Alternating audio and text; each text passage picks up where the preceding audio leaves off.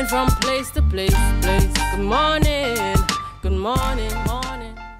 Welcome back to the morning show here on Tobago Updates Television. I am Adanna Combie, and we continue conversations in studio. This morning we speak with Officer Damion Mills of the School Intervention Unit of Special Victim Department of the TTPS. This morning we're going to be talking about Christmas security tips for parents. Good morning and welcome. Pleasant morning to you.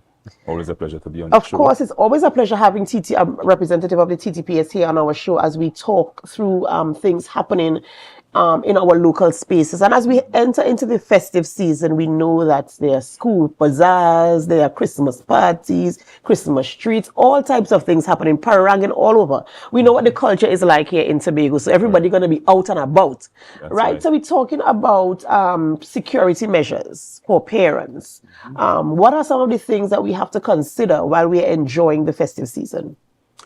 First of all, we have to understand that the law is clear in terms of our children and what is in the best interests of our children, what we should do, what we should practice in terms of their safety. Now, we know that this is the Yuletide season and everyone would have their various shopping and so on to be done. And we would have to find ways in which we can organize ample supervision and security for our children. Now, the law in terms of Section 4 of the Children's Act 12 of 2012 talks about cruelty. And if you were to look at subsection 6 and 7, it talks about neglect and abandonment. A child should never be left at home alone under any circumstance.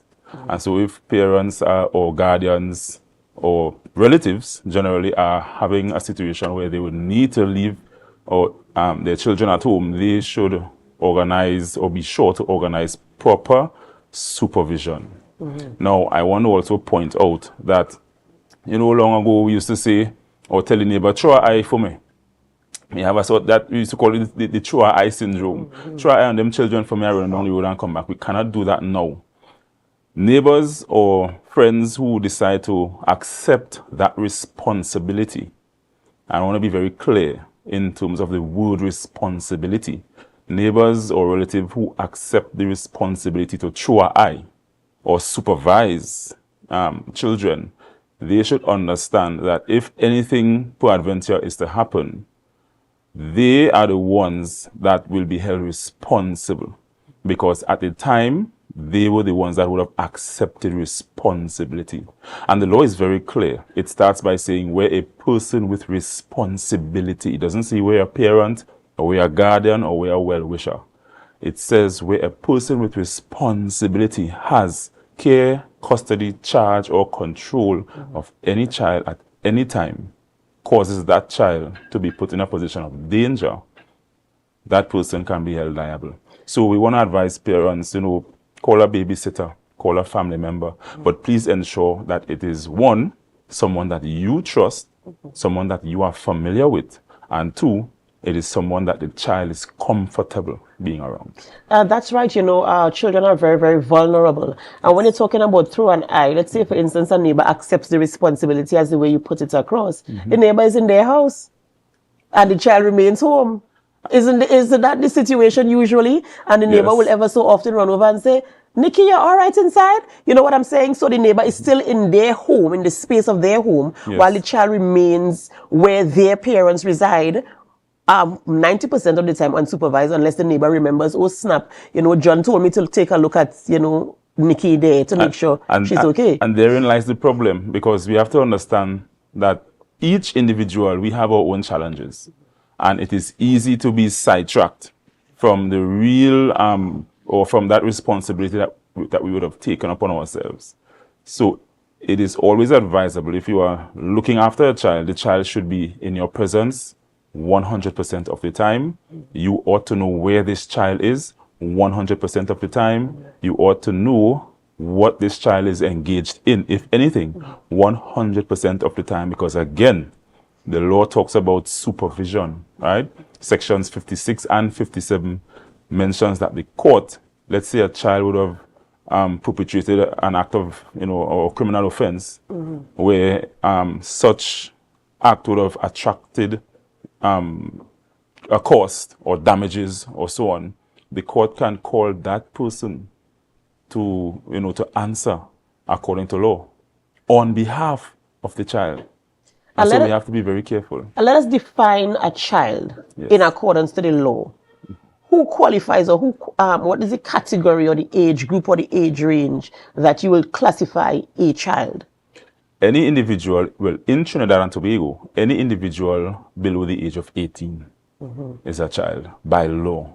Now, yes, we know that we have some 16-year-olds, some 17-year-olds that may be well capable enough to run a household.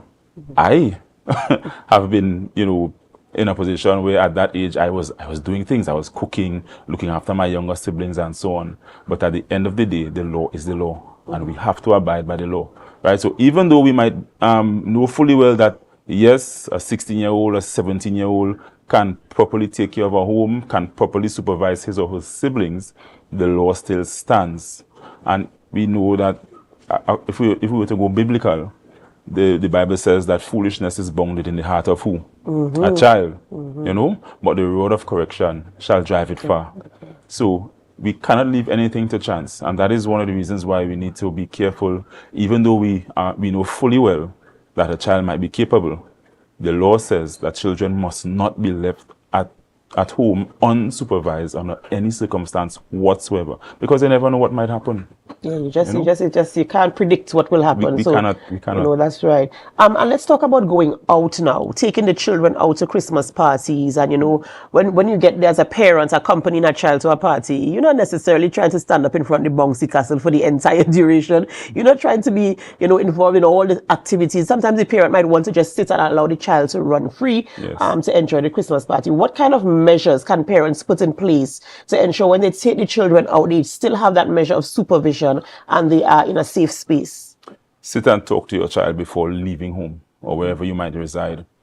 Let your child know, listen, we are going out, but there are certain rules that must be followed. Good behavior. And you as the parent ought to know that even if you are out, you cannot forget that you have a child, or you might be carrying a number of children with you, right? Perhaps the neighbor's child might want to come along, or you might have children or family members visiting for the festive season and so on. So you might have more than your child with you. You must always be aware as to where your child is. Okay, if your child is going to the bouncy castle, let your child know that you are going to the bouncy castle. And if you, as the parent or the guardian, you might be caught up in a conversation with somebody, always be mindful. Keep them within your peripheral vision. You must always see where this child is. That's one. If you have money, or if the child has money, you might want to give the child money to go to buy snacks or so on. Do not give the child too much money at once, and tell him or her where to keep that money. It's advisable, no wallets. Use a pocket, right? So don't fold the money too small, right? You give them a $20, maybe a $40, just enough for that particular time or what he or she is going to do, right? Now, if you are carrying children, more than one, you do not want to carry a whole group. You might want to have someone with you, because it is always advisable at least 5 children to one person, right? At least 5 children to one person, because you must be able to supervise each child and supervise them properly. Know who they are talking to. Stranger danger. Talk to your children about strangers. This is the season where, unfortunately, we have a lot of pedophiles lurking within areas that they know children are going to be frequent, the playground, events where children are, Christmas parties and so on. Inform your child. Talking to strangers is a no-no unless it is an emergency. And if there's an emergency, they should look for you first. If not, putting the nearest police officer, security officer, or someone in charge of the event. So we have to have these conversations with our children before going out. We don't go out and then expect them to know what to do. We have to brief them properly. And so, because, we're trying to avoid any kind of unfortunate situations that may arise. And I really hope that there is the acceptance of the parents to to implement these strategies? Because I know it can get busy. And as you mentioned, you take the children out and parents meet up and, they start chatting, how are you week, how your son, how Jono, they're having that conversation. And the child is off in the bouncy castle. And as you rightfully said, they must be within their peripheral vision so that they can see they can always look over to see what is happening with their child. Because sometimes we do get carried away, and parents, sometimes you could use that as your opportunity to just relax and forgetting that I'm here because John who came to the Christmas party is not about me. Yeah. So, I really hope that we pay attention and, that we're alert where our children are concerned. Yeah. And I know this might be a little bit out of your purview, but in terms of securing your home, when you are in the home with the children, with or without the children, but when you are in the home space, how do you protect the children to make sure that they are safe from perpetrators, as you said, pedophiles, and all these types of persons who might want to come and, disrupt their way of life? Our surroundings, we have to pay attention to our surroundings, our gates, our doors, ensure that our children know that if a stranger is to come to the door, let me know. Do not answer the door before letting me as a parent or guardian know, listen, somebody's at the door. That is one thing. Ensuring that our children, they are always, if they're in the living room, they are watching TV, we should let them know that, listen, if something has happened, let me know. And another thing I want to point out, we have a situation where children from time to time would have a lot of time unsupervised on their electronic devices, right? As parents, we have to know that this is social media. And when a child has access to social media, on the other hand, the world has access to your child or your children. So you have to pay attention to what they are saying, who they are communicating with, and so on. In terms of the home, install a security system and ensure that your child knows to a certain extent how to operate that security system. All right? We might have alarms, a CCTV system or footage and so on. And if our children, again, if there's a situation where they have to be at home, ensure that we have someone coming to check on them from time to time. Now, it is not advisable that they should be at home alone, but we know emergencies do happen, but we should always have something in place. Yeah. All right, thank you so much. And in closing, is there any point that you want to ensure that you drive home to parents in this festive season, as we have so many events to attend? Our children want to go to the school bazaar, the church bazaar, the community bazaar. Is there anything, the driving point that you want parents to ensure, if they don't do anything else, do this one thing? This is a festive season, and we have parents, guardians, and so on. There's going to be alcohol in the homes. We have to ensure that our alcohol is put away, out of the reach of our children. They cannot be exposed to alcohol, right? It affects them, in a bad way. They are not supposed to be consuming alcohol, and so we have to be sure and clear that what we consume in the presence of our children, they are looking on, and when we are not around, they are going to want to experiment. Children, they are creatures of experiment and so on. So if it's somewhere where they can see it, they are going to want to get involved in it. They are going to want to use it. The law talks about exposing children to dangerous drugs and alcohol, or substances that have effects similar to that of dangerous drugs. So if our children has access to it and they use it, we cannot say, well, I did not know. Right? We have to know. We have to secure these things if they are within the house. Yes, we know that marijuana usage and so on and its possession has been decriminalized to a certain extent. It has not been legalized. And the Children's Act is also very clear in terms of exposing children.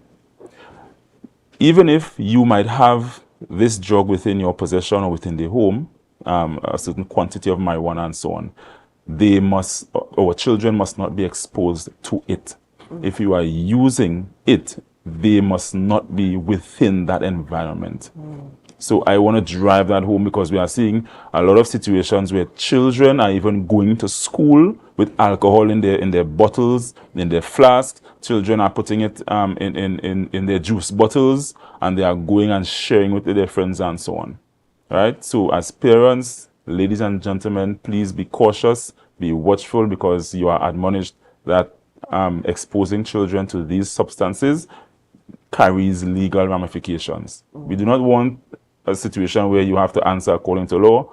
It's the Christmas season. Go out there, enjoy the Christmas season, but whatever you do, please ensure that you have the best interest of your child or children at the back of your mind. That is first and foremost, and it is paramount. Thank you so much. Thank you so much, Officer Mills. Yes. We've been speaking with Officer Damion Mills of the School Intervention Unit of Special Victim Department of the TTPS, bringing us tips, information, and pointers as to how to secure and safeguard our children through this festive season, and things that you can implement in your daily strategy as well to take care of your children. We do have to go for a short break before we continue conversations here in studio. And as we go, we invite you to help us. Share the live, share the live, share the live. We'll be right back.